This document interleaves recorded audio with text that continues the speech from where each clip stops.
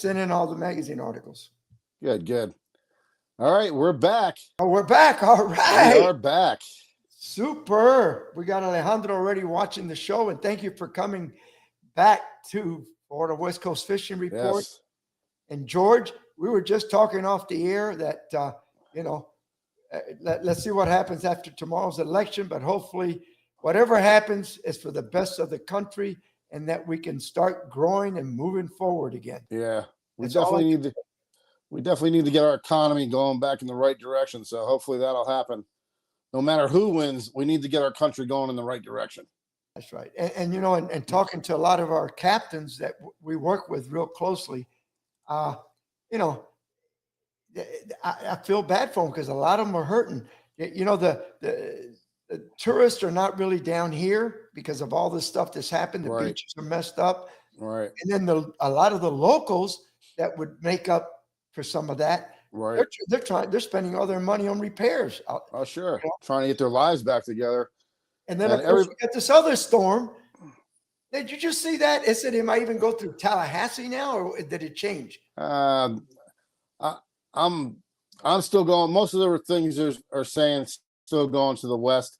I'll tell you what. I was impressed with Windy, the Windy app. Both hurricanes, it nailed it perfectly as to where it was going to go.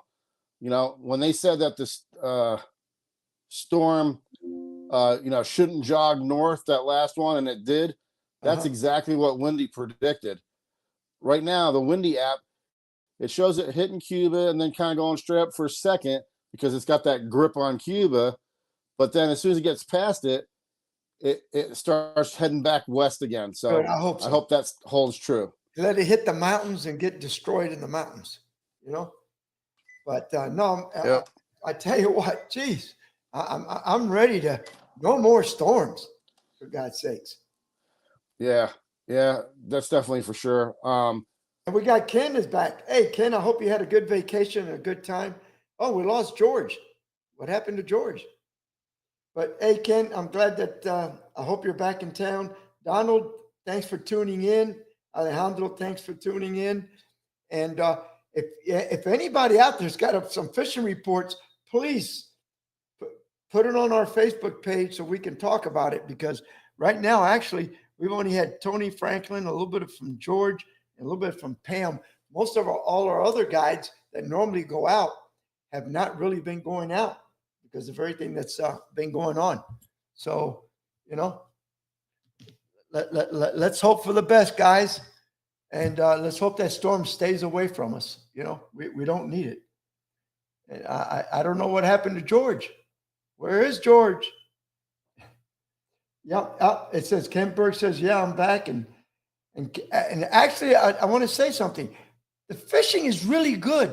I went out last Friday with one of my clients, just him.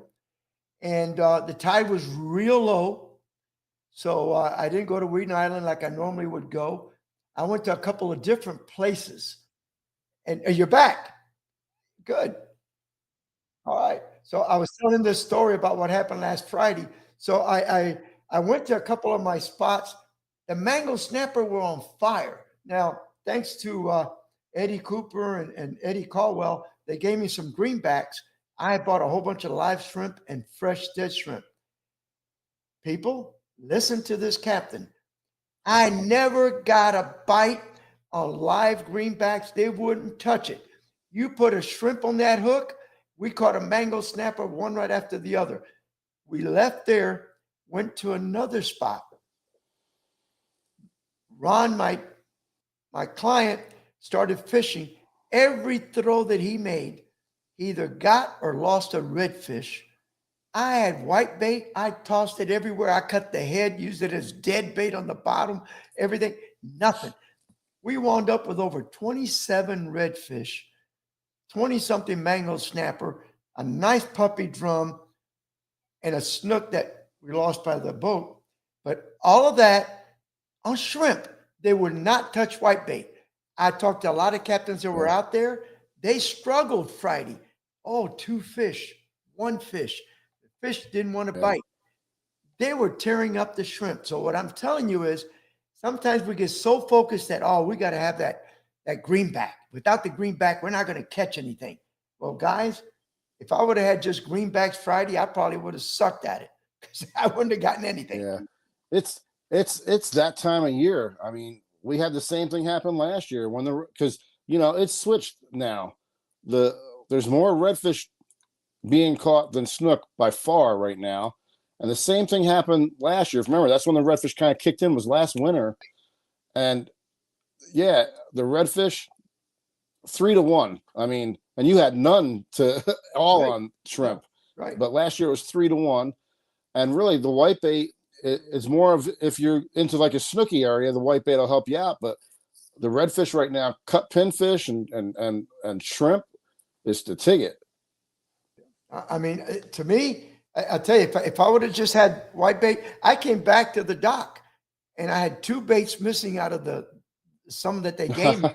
And that's because I cut them up and try to use them as dead bait. Right, And you right. wouldn't touch it. And I'm telling you, George, and the audience out there, I would throw and Ron would throw within 2 feet of each other.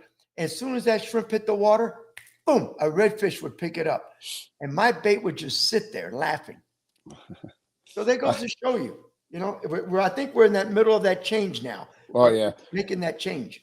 I'll tell you a funny story. I went out one time years ago with a buddy Mike on his boat. And at that time, they had just made the switch over to shrimp. And, we had been fishing the same areas. But, me being on the water all the time, I was there for when the switch happened. And it really was completely like you're saying, they wanted shrimp. This is probably about 8 years ago. Well, what I did was we were going out in his little skiff. And knowing this, we went out and we caught some whitebait because we did want to get into some snook too. But we went to the redfish area first. And what I had was I did that old trick where I put ice with the wet paper in a little cooler. I had about 2 dozen medium-sized shrimp. And then I put my lunch on top of it so he couldn't see the shrimp I had in there. So I was grabbing shrimp out of my lunch box, putting it on and casting out, where not letting him see me do this. And by the 4th redfish, he's like, "All right, what are you doing? What are you doing?" I said, "Here, you want a shrimp?" And he was like, "You jerk." Hey. But it was totally, the redfish wanted nothing to do with the whitebait. And it always seems to happen in this November, the beginning of November. It depends on the water temperature, but what we got going on right now, it just seems like it, Yeah. No, and like I said, and the water wasn't that clean. Yeah. But the other thing too that made a big difference was I was in deep water catching these redfish. I was fishing mangroves, but where I was at, it started at about 3.5 foot to about 8 foot deep. And everybody that was out there, first thing, the tide was very low on Friday morning. So anybody trying to fish it, you couldn't fish Weeden Island. A lot of guys could not even get close to Weeden Island. Right. So where I was at, I was nowhere near Weeden Island. I was just in one of my old spots, and it happens to be a deep water canal, and apparently the fish were in there. Right. Now, a lot of times when I'm, especially in the situation you're saying, and I don't know if you were doing this, but I like to pinch that tail off, so you get the scent going also, so you can have a live shrimp with a pinched tail, and it's still giving you the effect of a cut bait, but also live. Now, all I did is I had a number 4 split shot about an inch from the hook. Right. But it didn't matter if it was live shrimp or dead shrimp. Now, to me, dead shrimp is, if it's been frozen for a while, it's not as effective. I like, when I go buy the shrimp, I tell them, hey, you still got some of that shrimp that if you get there early in the morning and they just got through setting, culting it out, you tell them, hey, I want to buy the shrimp that you're getting ready to freeze. Yeah, the fresh dead. Fresh dead. And then you put that on ice. And let me tell you, it's just like live shrimp. Yeah. Once you freeze shrimp and it's been frozen for a couple of days in the freezer, it loses something. It's not real good. No. Real good. And don't stay on the hook good. So just go down the list right now. I see Alejandro, Donald, Ken, Christopher, Carlos, Jim Pace. Appreciate you guys tuning in. We got them all. I don't know who else you might have on your list. No, I got the same. It looks like I got the same ones you got right today. Yeah, Carlos. Appreciate you guys. Christopher Yates, Yeah. Yeah.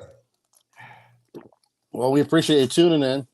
Yeah. And what stinks right now is the with all these two hurricanes, and then of course that's hurting the tourism, and then like we're saying, the local people that have been hurt by this, they're not going to be spending money. So a lot of the captains right now, they're not really booking that many trips, if any, depending on who you're talking to.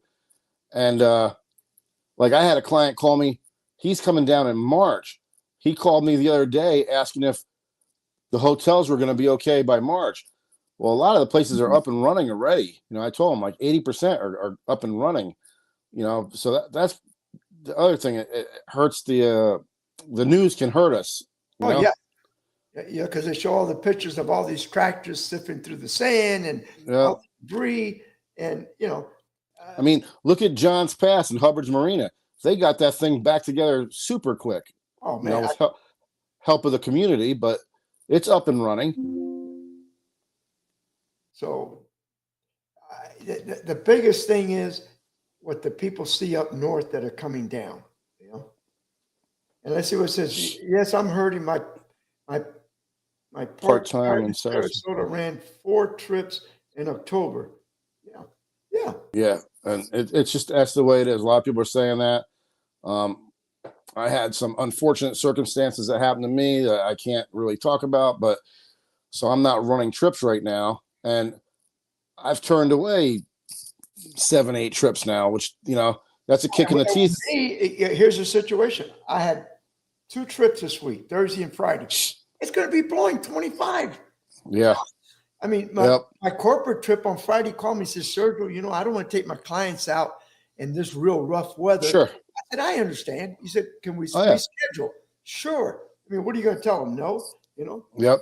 But again, I understand. The guy's entertaining people. You don't want to take them out there and be it rough and windy and everything else. He wants them to have a good time. It's his client. Oh, yeah. But that goes to show you, too, about the news and the hotels and all that I got a client that's coming down in March, and he's asking if it's going to be okay by then. So that's how bad everything is being perceived, right? And then, of course, now you hear about this other storm that might come up. Yeah. So everybody, oh man, look at this is going to be the 3rd one. Don't go down there. Yep. Yeah. And again, are going somewhere else. It's what they're doing.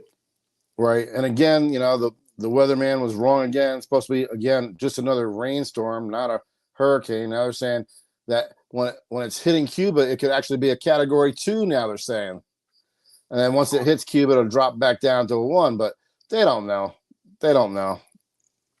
But I don't know. That windy app, the last 2 hurricanes was dead on. I mean, exactly what it said it was going to do. It did. And so I hope it's right again, because if it's right again, it's not going to bother us. We're going to get like the rain and the wind, from just the effects of this. The people need a break. I mean, they're still working on, Oh yeah. They don't need they don't need more wins. Nope. And you look at Misty, I think she's in Pasco County.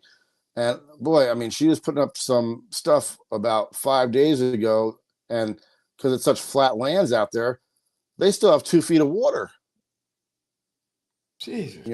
And it's starting to drain now from what I heard, but I mean, you're only talking about 4 days ago or so, she had 2 feet of water still, maybe even a little more. You go through my neighborhood and the whole road, Quail Hollow Boulevard, on both sides, it's nothing but chunks of trees that got chainsaw down. I mean, right. Oak trees. And it's amazing, these water oaks, I guess, their roots don't go into the ground. It's like on surface. And when the tree pulls over, it just looks like a big pancake underneath the tree with the roots. It doesn't go into the ground. So, yeah. So Donald Clemens tuned in. How you doing, Donald? Linda says hello. Linda Burke. And then Carlos says some areas in Pasco, they still waiting to pick up the debris. That's everywhere right now. Well, listen, it's going to be everywhere. months, okay? There's no way, just in my neighborhood alone, it's going to take them 2 weeks or 3 weeks to pick up the debris in my neighborhood. I was surprised. County. Right. You know, I was surprised, and I don't know why. Maybe somebody in the neighborhood complained enough. I don't know, but they came down my alley with one of those big trucks with the arm, and they picked up all the debris, the trees and everything that were in my alley behind my house. And I was thinking to myself, we went out right after that, and the main roads still have huge piles of debris all over. I'm thinking, why wouldn't you concentrate on the main roads first and then worry about alleys later? right? It's kind of You know, crazy.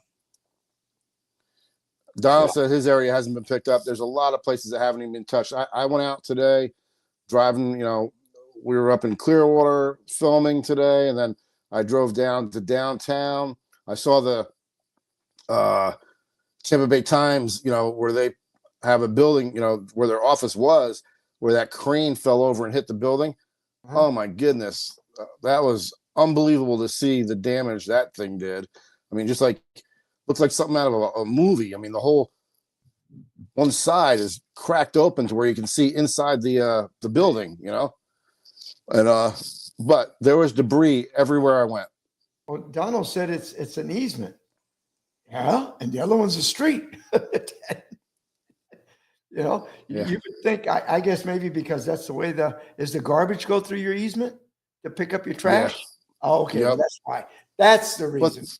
but they've been through it already, even with the debris back there. Oh, well, hey. So I don't know. But Anybody living around Hudson, Bayport, that's tuning in, let us know how everything paired out. Now, one of my clients sent me a picture, and he said one of his friends, they sent pictures. Oh, it looks like the Davis Island boat ramp. It's okay. Somebody launched. Well, you can launch a boat. you can launch. But when you come down the little ramp, the ramp ends and ain't no dock there. You gotta beach your boat. You can launch it, and then you're gonna have to beach it on the beach to get in and out. And now I did stop at the Courtney Campbell Causeway today, since we had the thing that we did with the BIS batteries, and I looked at the docks. The Courtney Campbell Causeway is okay. Is it open? Are they letting people use it? Yep. It was okay. It was open, and it looked in That's pretty good. good shape. Okay, it looked in pretty good shape. Now Gandy, I tell you got to be very careful, because the docks, some of them, the fenders are ripped off, and the heads of the boats are sticking out, and they'll just tear your boat all up. Yeah. I'm telling you. Well, me and you must have had the same idea, because I went to Demon's Landing and checked out the docks down there to see how they were. But you got to remember, for the actual, like if you got customers, the customer parking, it's still only 2 and 3 hours depending on where they park. So, but the ramp itself, if somebody wants to launch a boat, it's in good shape. It's usable. And Well, Gandy, there's one side of one ramp that's not bad at all, but then the other two ramps, part of it is good, then the back end is not. The other one's completely, and one's actually almost buckled like this. That you can trip and get hurt, and you would think that's something that the city needs to jump on. Somebody could get hurt there. So well, very careful. Anywhere you go right now, before you launch your boat, you might want to take a good look at that ramp, make sure everything's cool before you launch your boat, and then you do some damage to your fiberglass. Because it's a shame that you got a boat, and the way those boats are, they'll just, and they're rusty. Oh yeah, they'll just tear up your boat. Oh yeah, I guess Hula Bay now is kind of out of commission for the most part, from what I'm hearing. Oh, that's what I heard, because the docks they were already in real bad shape. They were brutal. Now, wow. Some of them were like sunk, and then the ones that were up, there was no rub rails. There's just boats sticking out. Yeah, and it's some of them, the way they were leaned one way, you had all the barnacles and stuff sticking up out of the water. So if you tried to pull up next to that, it would just be scraping your boat. Yeah. Well, I guess nobody. We're not getting. We're not getting a lot of fishing reports here. All we got was we got Pam sent us one little thing, and Tony Franklin. But other than that, and I sent one in. It's about 5 minutes long. Oh, it's in Donald says, I have a kayak outing on Saturday the 16th at the North Skyway Rest Area, beach area, just to the northwest side. Yeah, the little rest stop area over there. All right. Is And it at the rest stop, or is it? Donald has some good weather because, we were I was going to film Wednesday, and then we started looking at the forecast, and it's talking 14 to 26 knot winds on Wednesday. If you guys are interested, Donald has posted a link, so you can click on that. It'll show you right where he's having his event at. It'll take you right to it, and you'll have fun with Donald because he's a good cook. He does a good cook. Yeah, he does a nice little job from what I've been heard. He does an excellent job. Excellent job. Now, hopefully, you got my report too, because I did more of I talked to 3 different guides covering different areas of the Bay Area and got reports from Johns Pass, South Shore, Fort DeSoto. So hopefully, Hulta got my report. Yep. Yeah, I saw a thing. And then why don't we just let's get Tony Franklin on there, see what he's got to say. Sure. Hi, Captain Tony Franklin back with you once again with this week's fishing report. The fishing has remained really, really good after the recent hurricane, which as of next week would have been 4 weeks ago, but the fishing couldn't be better.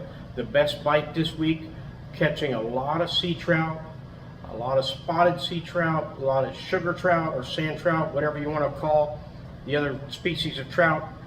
Some people call them either one, but the trout bite has been excellent. 5-6 feet of water. Outgoing tide's been really good. Incoming tide's been super too on that part on the grass flat, so it really doesn't make a whole lot of difference on the trout. There's been some mackerel mixed in. Also, ladyfish are in there for action. The snook bite has been really good.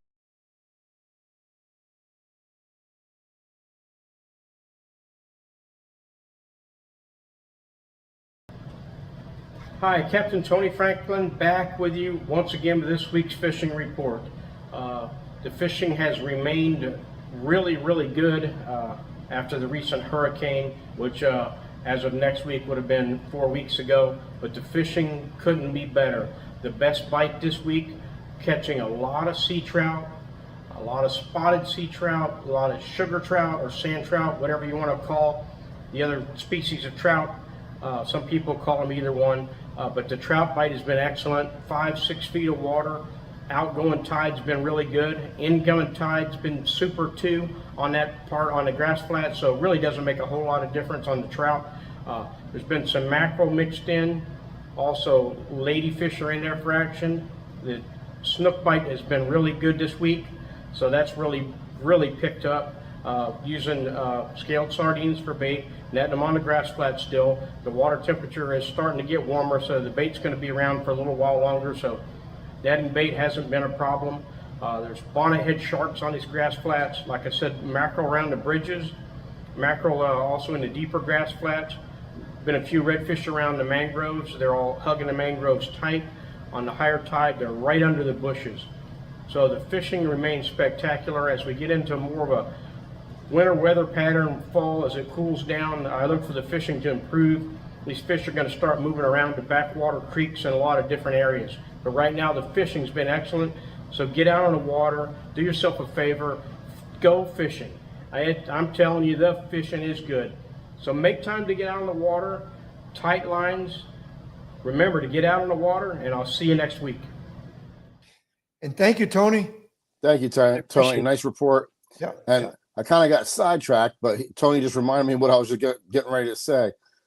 The shame is because, a lot of people are hurting from, recouping from these 2 storms. And then also the tourism is way down because of the storms. The worst part about it is the bite is at its peak right now because the waters have cooled off. So we got a really, really good bite going on and nobody really taking advantage of it like normally. Well, I tell you what, I think Donald says he's optimistic. I really think from what I've seen in the last couple of months, I think we might be going back to the old days 4 or 5 years ago on red fishing, how good it used to be. Yeah. Because red fishing kind of died down for about 4 or 5 years. It went was way down. scary. Yeah. You It know, was we scary. barely ever caught any. Like I said, Friday to catch 27 redfish in about an hour and a half time, I thought that was fantastic. And it Oh, used yeah. to be that way 4, 5, 6 years ago. Yep. And really, if I'm judging it, last year, this time of the year, when we first started picking up with the redfish bite, a good day, I was getting 12 to maybe 15 reds. Where the year before, if you caught 4, you were doing good. And then years before that, we weren't getting any. A lot of the guys were joking, saying, "What's a redfish?" Yeah. Now, maybe it'd be nice if it keeps up this pace. I was, a few years ago, it was 4. Then I was doing 12 to 15. Now we're getting into the 20s. So it might be, maybe we'll start Snook seeing is those going big the other way. schools. The snook I bite. know. Yeah. Isn't that I crazy? know. Yeah, the snook is Crazy. disappearing. Where you used to get 30, 40 snook with no problem. Now I'm getting more reds, like you're saying, than I am snook. Yeah. The snook bite has gone down. Mangle snapper bite has gone up. The trout was pretty good earlier in the year in the bay. Now, and again, it depends where you're at. The Tarpon Springs area, the trout's been on fire for quite a few years. Yep. But around here, Well, it's been okay. It's picking back up though, because I've had some days now where we actually got 30 trout in a trip, and we didn't have that a couple of years ago. It was hard to find good trout areas. You had to actually know where the trout were. Where it used to be, any good grass flat held trout. Right. So I'm hoping that the trend is there. The other thing too is somebody was talking about Piney Point again. There was a problem at Piney Point. Did you hear that? I haven't heard anything about that yet. I don't want to hear that. But I heard some rumors on that. And then, tomorrow maybe somebody can clarify on this that's listening in, but you got Amendment 2 tomorrow on the ballot. If you read it, sometimes I'm so afraid because the way they word these things, they make you think that you're doing this, but you're not. From what I read is all it's going to do is guarantee us the right to be able to fish and to hunt. Well, I voted yes on it. I ain't afraid to say I voted yes on it. That's what I'm going to vote for. I was very skeptical of it because sometimes, like I said, they hide things in there, or the wording can be twisted to be able to do something. One of the scares that they were floating around is that they were going to, because it says, I just had the word in my mouth, traditional methods. So they were worried they were going to try and sneak gill nets back in, Right? like That's all kinds the of one stuff little like thing. that. That's the key. I was worried about that. If that meant that And bring gill nets back. right. Well, I talked to so many different people that basically said, no, we already have the right to fish. This is just to make it, a definite thing, not just like a little local thing, basically. It's like what happened at the Skyway Bridge, where you got these people started coming in and they start limiting you on your right to fish. Right. And hopefully that's what this amendment's going to do. It's just going to clarify that, hey, we have a right to fish and to catch fish. Yeah. Well, I took the chance. I voted yes on it. I hope there's nothing in there that they twist around on us. Because I'm going to vote yes on it tomorrow when I go in. So I'm hoping, right? Because some of this stuff, they'll put little things at the end of it. Oh, yeah. To get it through. Oh, yeah. Yep. So, that's the scary part. But I went with my gut and what I read. I mean, I did a lot of research. I bugged Dylan, picked his brain. He probably got sick of hearing from me. but what did Dylan say? To vote yes, he said that this has all been, they've had lawyers go over it. Like it's not something that was taken lightly. I called a bunch of different people asking about it that are more in tune with that type of thing.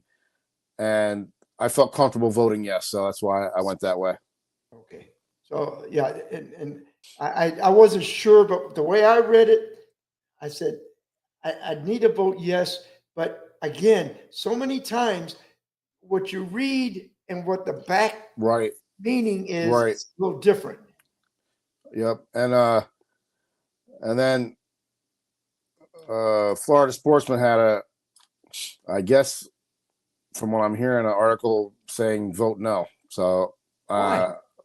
I don't know. Donald read it. I didn't get to read it yet, but Donald had read it, and yeah, they got some backlash from that one. So we'll see. I mean, if it's, I didn't see anything wrong with it unless they know something I don't know. Right. Like I'm saying, it's a good thing as long as they're not being sneaky and sneaking something in there. You know? Now, well, one of the things too, George, is the water. I understand. Let's see. I was out Friday. It was still pretty dark tea light, but then Right. somebody that was out today. Yeah, well, one of my clients was out in his little boat, and he was around Wheaton Island and some of the. He said he hit some patches of fairly clean water. That's good to hear. Yeah, so I'm glad to Yeah. hear that. Well, and then like this weekend here, we got the that just happened was the new moon. So you got them stronger tides. So maybe that is the reason why he's starting to see patches of good water. because we need that. But that water was coming in really strong on Friday, and if it goes out strong, comes in strong, it Right. that will flush the bay pretty quick. But there was still a lot of debris. I saw some big logs out there. Yeah, you got to watch. Rocks floating around. Yeah. Well, like in the area of Demon's Landing, whenever there's like floating pylons and stuff like that, the St. Pete Police, the FWC, the Sheriff's Boat, because we've got like everybody's in that area that docks inside the marina. They lasso them and they pull them into the marina. Well, when I went there today, there was a stack of them in the parking lot, blocking like 3 or 4 spots. But yeah, there was a stack of them that they pulled in. Definitely. So they're still, and a lot You of got to it be is- careful. Yeah, a lot of it is still stuck in the mangroves, and eventually the tide's going in and up, in and out, will Right. break it loose, and then it'll start floating and going out And- towards the skyway. And that, oh yeah, then the wind will push it out.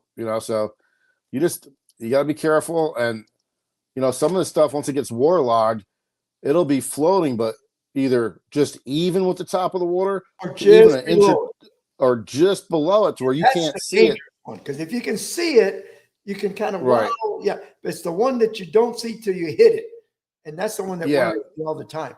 Oh yeah, without a doubt. I've had it happen to me a couple of years ago, and it stunk. Let me tell you.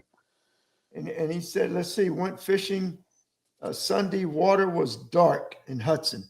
In Well, yeah, Hudson. in Hudson, usually the water's pretty clean up there. Oh yeah, but the real question is, how'd you do? That's right. Did you get them? Fish. Don't worry about. I'll tell you what. water. Sometimes when that water's stained up a little bit, it hides your leader, it hides things for you, and sometimes your bite can be even better, actually. So you never know. Like I said, the water was not clean where I was at. It looked like dark tea, Right. but the fish were Right. biting, so I can't complain. Let's get Pam. See what Pam has to say. All right. Start my day with a nice little topwater snook. Now this is a nice trout.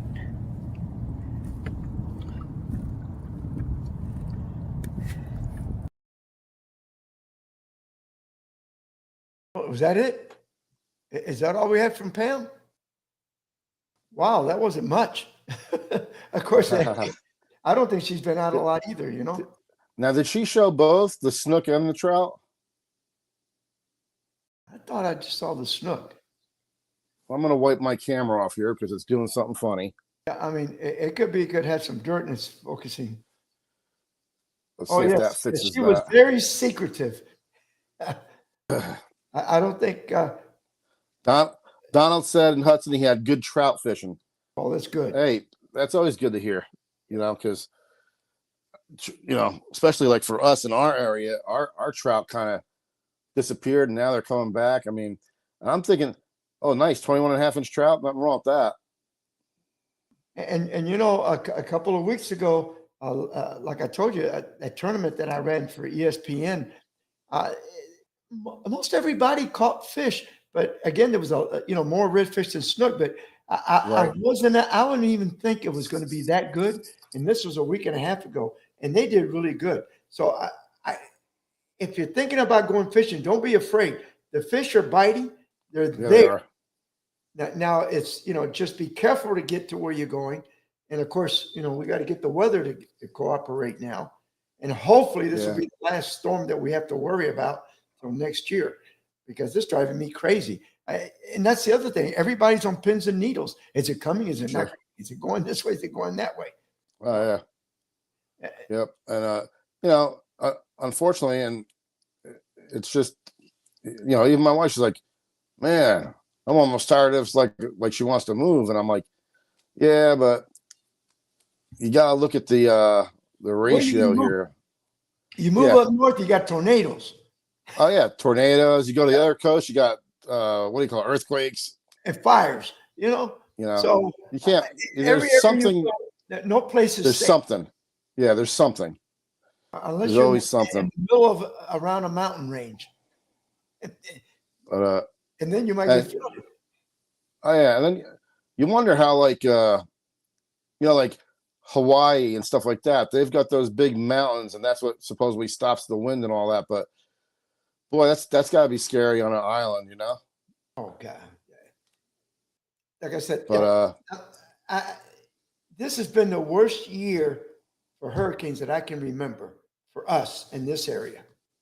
yeah, since a while, I'd say the last time it was bad like this was probably, I don't know, like, let's see, 16, Remember, we had probably like 10. back- Yeah, 10 to 12 years ago we had that, because at the time my mother was still living, and I remember I was like, I boarded both houses up, unboarded them, had to board it back up, unboard it, and then the third time I said, that's it, I'm leaving it up for the rest of the season. take it or leave it. Well, I tell you Yeah. what, let's get your fishing report in, since you got some from different captains, and see Yeah, what you've got to say. I went around the bay to give us a little consensus, and kind of get some. I got some offshore mixed in also, so we'll get a little bit of everything. Good.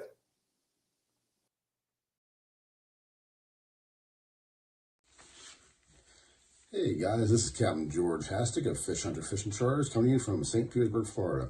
So I'm going to do something a little different this week. I've talked to some of the captains in the area. I got a little bit of a broad range fishing report for you, so you can see what's going on in the area. So don't mind me, I'm going to be reading a little bit. And first off, we got Captain Dylan Hubbard. Spoke with him, and he says there's large mangrove snapper and yellowtail at 140 to 160 feet out of Johns Pass. Kingfish and blackfin tuna is at 50 to 60 miles out is where they're getting them right now. Lane snapper, he's having his best luck in the 60 to 80 foot range. Hogfish and grunts at the 40 to 50 foot range. Closer in along the beaches and the artificial reefs, there's a lot of Spanish mackerel action going on. Look for the bait pods.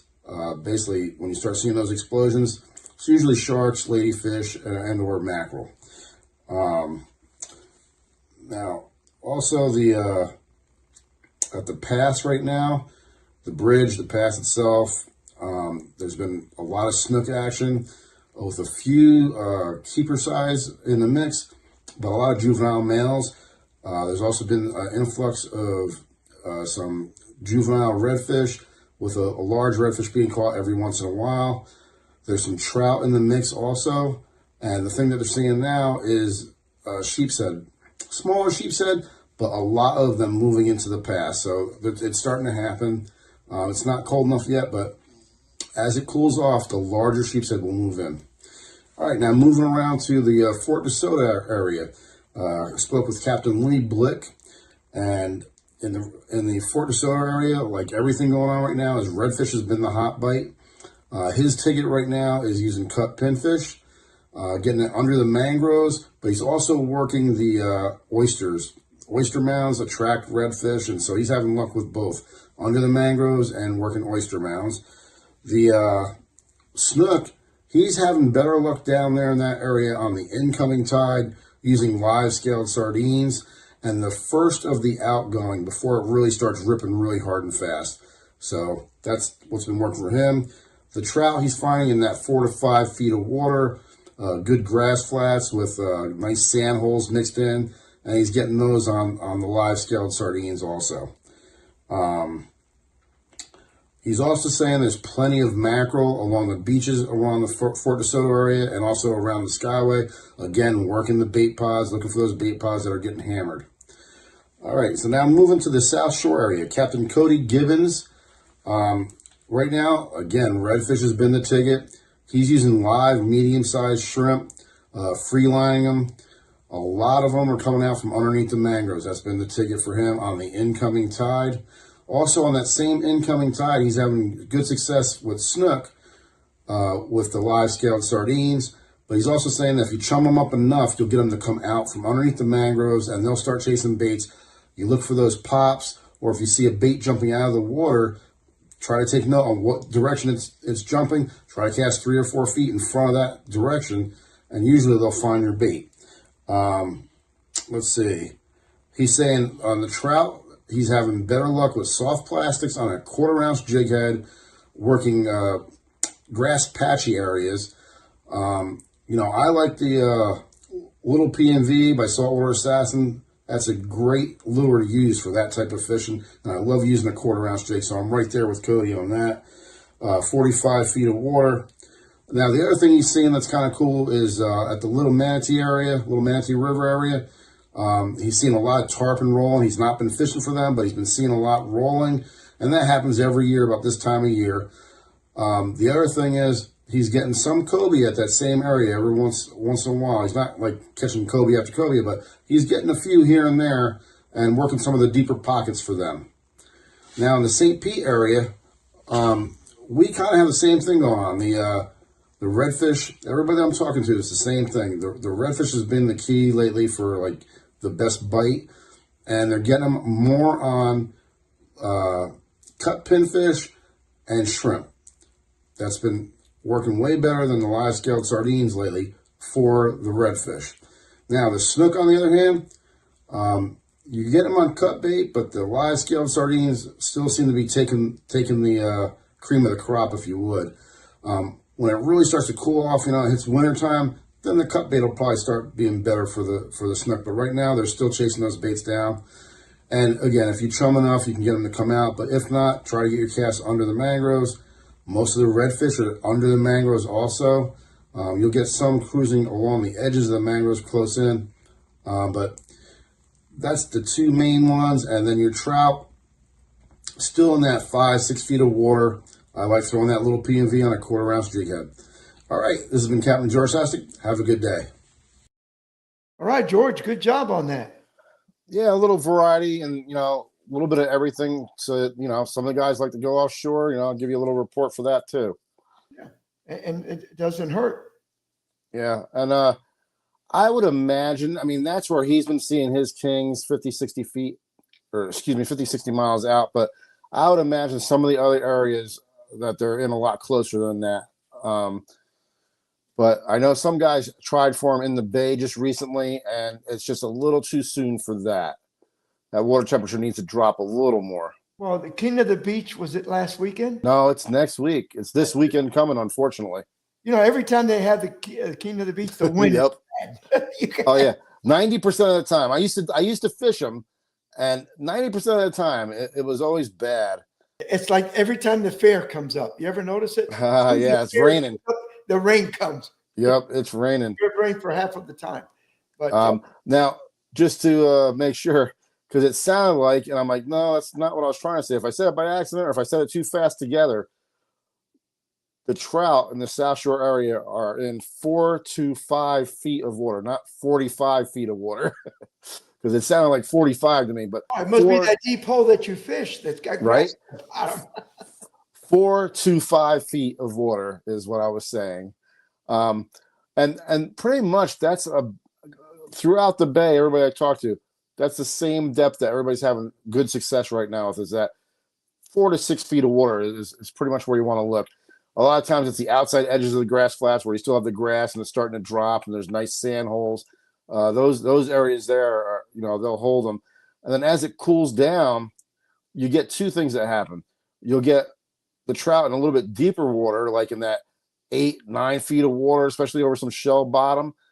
And then if you get a real hot day, like let's say you had cold fronts, but you had a really hot, nice, warm day, you'll get those bigger trout that'll move into the shallows to warm up. And one of the things too, one of the captains I was talking to today, Friday, he went over towards the power plant to the hot water runoff because you can still fish that till the 15th of the month. It closes November 15th, right? I think so, yeah. And he said, Sergio, I thought there'd be a bunch of fish there because of the warm water, and it really wasn't really hot. And, the water temperature wasn't that bad. He said the bite was nothing. Nothing. Well, it's not, in my opinion, it's not cool enough yet for that to kick in. And plus, like we've noticed since they switched the plant over, it's not putting out as hot of water as it used to. So in my opinion, the water temperature's got to cool off a lot more for them to want to go there. So you know what I mean? I think you're probably right on that, because he said, yes, he watched the guy that was in the middle with his trolling motor, he said, and he caught a few fish that looked like jacks. Yeah.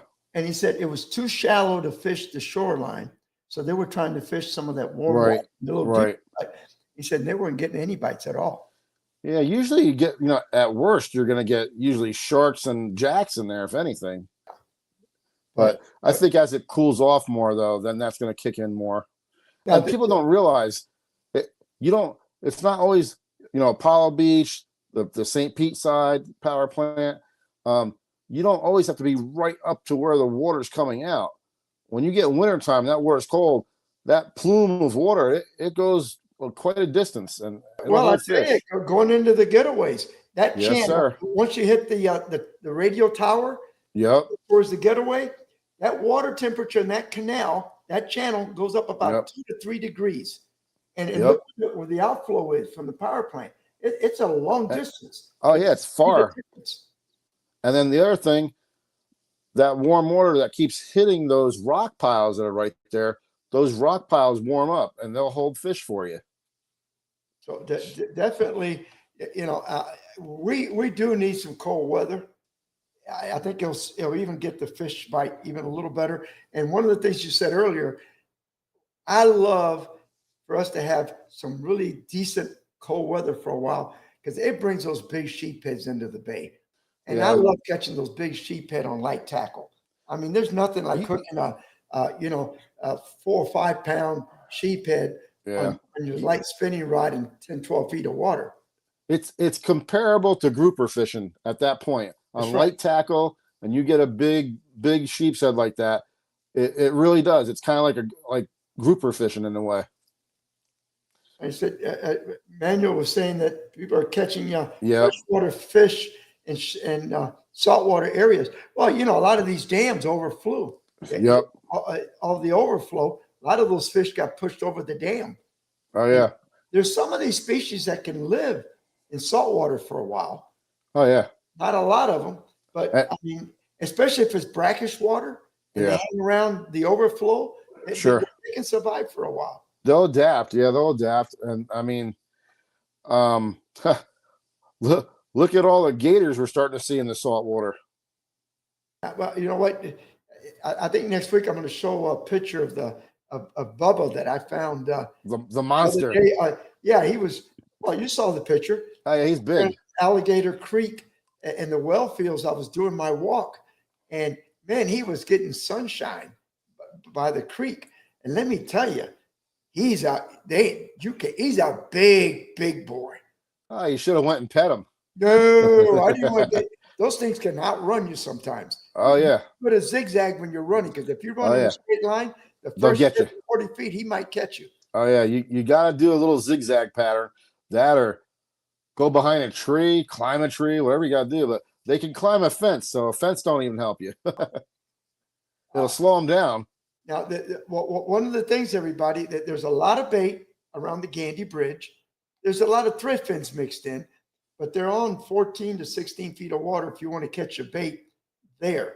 I haven't heard much about the flats lately. The flat, they're on the flats again.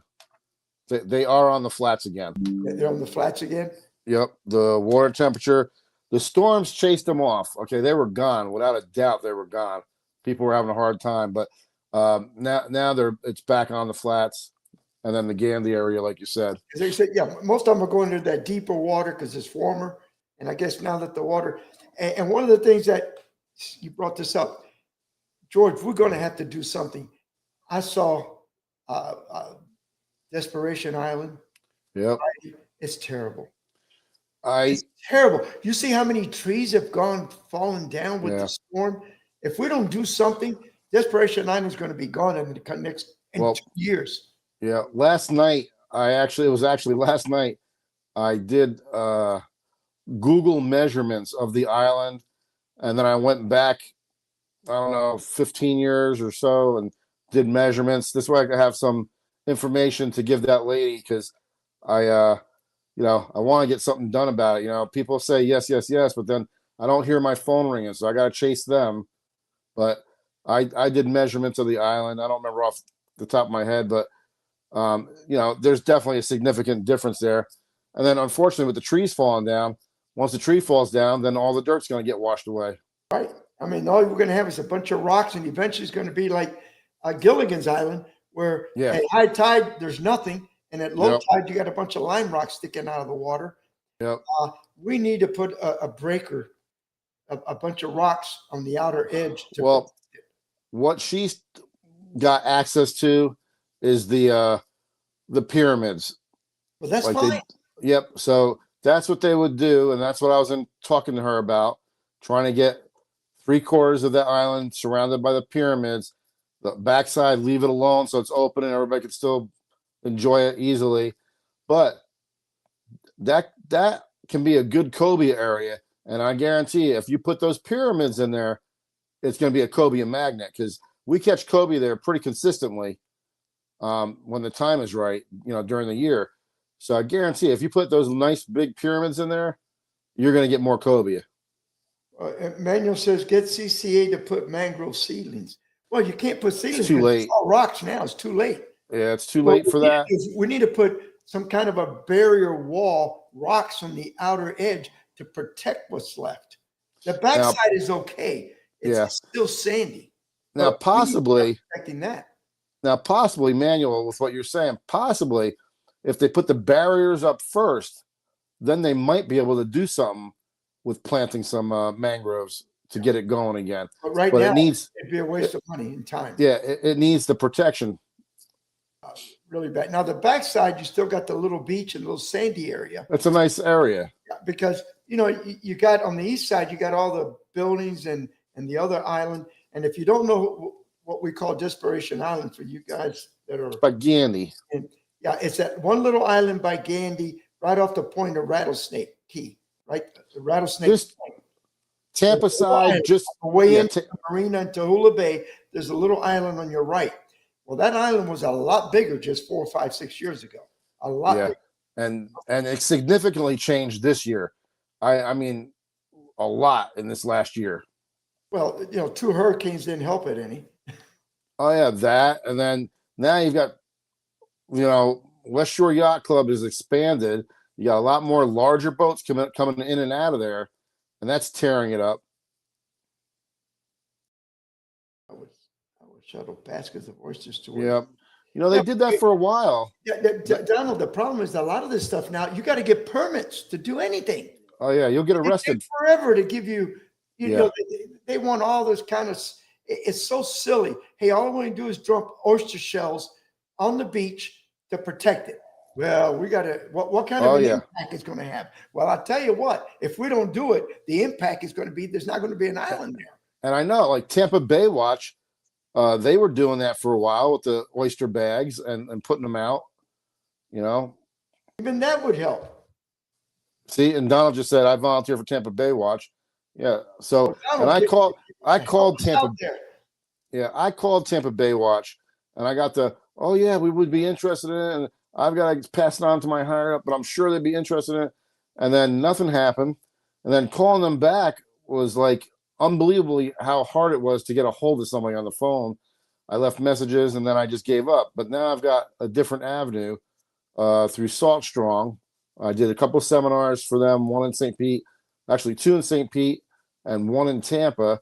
And in the Tampa one, the chapter leader has connections for getting those pyramids put in places. Now, usually she's working with the DOT. Now, the island's a little further away than she'd like to see it from the road, but she thinks she can still get something done. So I need to talk to her maybe towards the end of the week, because my middle of my week is. Just call and say that you want to make a donation. You're going to get all kind of phone Yeah. calls back quick. Yep. Yep. Well, she's funded by the state. So she has, right now, what she told me is that she has excess right now left over that she could take on another project. I'm like, oh, great. Well, I got it for you. Yeah. I got the project. But Let's now go. she has to get the okay because of the distance away from the road. A lot of her projects are to protect the roadways, like this down by the Skyway, the pyramids that you see. It's protecting the roadways. The ones you see by Courtney Campbell, to protect the roadways. So the island, we want to protect the island. So that's something she's got to work out, I guess. That island, the kids like it. People yeah. actually were camping on it on the weekends. All the time. And you know what I like that I've seen recently and more than once is people are actually going on the island with a garbage bag and picking it up. You know, that's really nice. And shame on the people that are leaving the garbage there. I hate to go into an area and the water's clean and you look and you see beer cans on the bottom Yeah. and all this trash. Why? I seen something on the internet last night. I was looking at videos and it was fishing videos, and then it just led to different areas. And then I seen a video, I think it was Indonesia. The people were, going to their beach to swim, and there's all this garbage floating in their water. Like, I couldn't believe how much there was, and that's the norm for them, I guess. Yeah. So some people are I've seen people slow down, come around, get their landing net and pick up some trash and put it in their boat. Yep. And then you got the one, it's like a couple of weeks ago, I had a car in front of me, opened the door, and I saw them throw a bag full of trash on the road while they were stopped at the light. They threw all this trash next to their car on the street. I felt like saying, come on, guys. Yeah, I do that all the time. If I see something floating, I'll scoop it up. And I did it not too long ago. And unfortunately, it was like, oh, God. I scooped this bottle up, and it was, a good-sized bottle.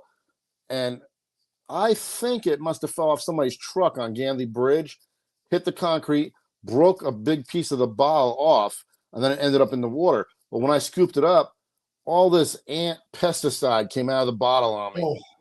I was like, oh, great. Got this in my boat and everything else. And I tried to get it to where no more came out. But, I was like, oh, great. All that pesticide went in the water. Well, that happens. And George, we're out of time, man. We are out of time. And hopefully, I hope we be able to give you some better fishing reports. But I think, George, what you did, I'm going to have to do that too. Just start calling some people and try to get whatever we can, because right now it's slim pickings for a lot of the captains, and right. and the average guy's not doing much either. Right. So, yeah. well, all right. If I, if there's not much reports next week, then I'll call the same. I'll call the same 3 guys, get their reports, and maybe you can hit somebody up. I'll get some of the people and get them to do something. So thank you, everybody, for watching. George and I say thank you from the bottom of our hearts. Definitely. And don't be afraid to send us some pictures of what you caught so we can put it on the air, especially this time of the year. Every little picture counts. Sure. Well, guys, appreciate you tuning in. Have a good night. Take care. Thank you, guys.